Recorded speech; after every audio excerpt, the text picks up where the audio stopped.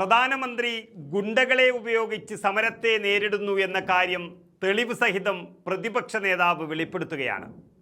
അതായത് നരേന്ദ്രമോദി സർക്കാരിനെ ഭരണത്തിൽ നിന്നും താഴെ ഇറക്കാനുള്ള ശ്രമം രാജ്യത്തെ ജനങ്ങൾ നടത്തിക്കൊണ്ടിരിക്കുമ്പോൾ അതിനെ മസിൽ പവർ ഉപയോഗിച്ച് തകർക്കാൻ നോക്കുന്ന BJPയുടെ ആ പഴയ രീതി ഇപ്പോൾ പാളുകയാണ്.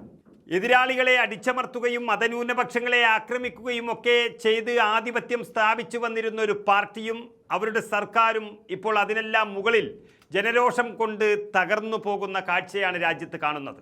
ഏറ്റവും ഒടുവിൽ നടന്ന വിദ്യാർത്ഥി സമരം മാത്രം മതി നരേന്ദ്രമോദി സർക്കാരിൻ്റെ തകർച്ചയെ തന്നെ ആകെ വിലയിരുത്താൻ. അപ്പോഴും കയ്യൂക്കിൻ്റെ ബലത്തിൽ കാര്യങ്ങൾ നേടാൻ ശ്രമിക്കുന്ന BJP നേതൃത്വത്തെ രാജ്യത്തിൻ്റെ പ്രതിപക്ഷ നേതാവ് രാഹുൽ ഗാന്ധി കയ്യോടെ പിടികൂടിയിരിക്കുകയാണ്. അതായത് ബലപ്രയോഗത്തിലൂടെയും ഭീഷണിയിലൂടെയും വിദ്യാർത്ഥികളെ നിശബ്ദരാക്കാനാണ് കേന്ദ്രത്തിൻ്റെ ശ്രമമെന്ന് പ്രതിപക്ഷ നേതാവ് രാഹുൽ ഗാന്ധി തുറന്നടിച്ചിരിക്കുന്നു. വിവിധ സംസ്ഥാനങ്ങളിൽ നിന്നുള്ള പ്രതിഷേധക്കാർ രാഹുൽ ഗാന്ധിയെയാണ് നേതാവായി കാണുന്നത് എന്ന് തന്നെ ഇനി ആ സമരം ആര് നയിച്ചാലും രാജ്യത്ത് മോദി BJP ഭരണവിരുദ്ധ പോരാട്ടത്തിൻ്റെ കൂന്തമുന അത് രാഹുൽ ഗാന്ധി എന്ന് ഉള്ളതിൻ്റെ വ്യക്തമായ സൂചനയാണ് നൽകുന്നത്. എല്ലാ സംസ്ഥാനങ്ങളിൽ നിന്നുമുള്ള പ്രതിഷേധക്കാരും സമരക്കാരും പോയി രാഹുൽ ഗാന്ധിയെ കാണുകയാണ് ഇന്നലെ ചെയ്തത്. കേന്ദ്ര സർക്കാരിൻ്റെ വികലമായ വിദ്യാഭ്യാസ നയത്തിനെതിരെ പ്രതിഷേധിച്ച വിദ്യാർത്ഥികൾക്ക് പൂർണ്ണ പിന്തുണ അപ്പോൾ നൽകുമെന്ന് രാഹുൽ ഗാന്ധി അറിയിച്ചതോടെ സമരക്കാരും വലിയ ആവേശത്തിലായി. അർദ്ധരാത്രിയിൽ ഈ രാജ്യത്തോട് മാപ്പപേക്ഷിക്കുന്ന നരേന്ദ്രമോദിയെ നമ്മൾ കണ്ടു. ആ നരേന്ദ്രമോദി ഭരണത്തിലേറി 12 വർഷങ്ങൾക്ക് ശേഷമാണ് നമ്മളത് കാണുന്നത്. അതിൽ അദ്ദേഹം വല്ലാതെ ഭയപ്പെട്ടിരുന്നു.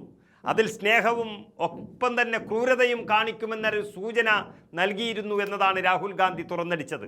അതിൻ്റെ ഭാഗമായി പ്രതിഷേധക്കാരുടെ വീടുകളിലേക്ക് മോദിജി ഗുണ്ടകളെ അയച്ചു. പ്രതിഷേധിച്ച വിദ്യാർത്ഥികളെ മാപ്പ് പറയാൻ നിർബന്ധിതരാക്കി.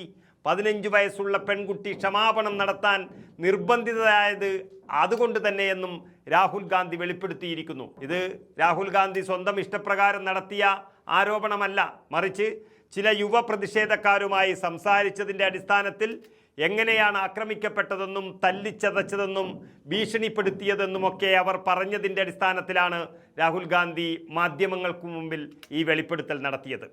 വികലവും തകർന്നുകൊണ്ടിരിക്കുന്നതുമായ രാജ്യത്തെ വിദ്യാഭ്യാസ സമ്പ്രദായത്തെ ചോദ്യം ചെയ്ത വിദ്യാർത്ഥികൾ ഒരു തെറ്റും ചെയ്തിട്ടില്ലെന്നും തെറ്റ് ചെയ്തത് കേന്ദ്ര സർക്കാരാണെന്നും രാഹുൽ ഗാന്ധി സാക്ഷ്യപ്പെടുത്തുകയാണ്. അതിൻ്റെ ഫലമാണ് ധർമ്മേന്ദ്ര പ്രധാൻ എന്ന വിദ്യാഭ്യാസ മന്ത്രിക്ക് രാജിവെക്കേണ്ടി വന്നത് എന്ന സത്യം രാജ്യത്ത് നിലനിൽക്കുകയാണ്. ഭരണഘടനയുടെയും ഇന്ത്യയുടെ ആശയത്തിൻ്റെയും സംരക്ഷകരായി പ്രതിഷേധക്കാരെ വിശേഷിപ്പിച്ച പ്രതിപക്ഷ നേതാവ് രാഹുൽ ഗാന്ധി പൂർണ്ണമായും സമരക്കാർക്കൊപ്പം നിന്നത് തന്നെ യഥാർത്ഥ പ്രതിപക്ഷ സമരമായി അത് മാറുകയാണ്.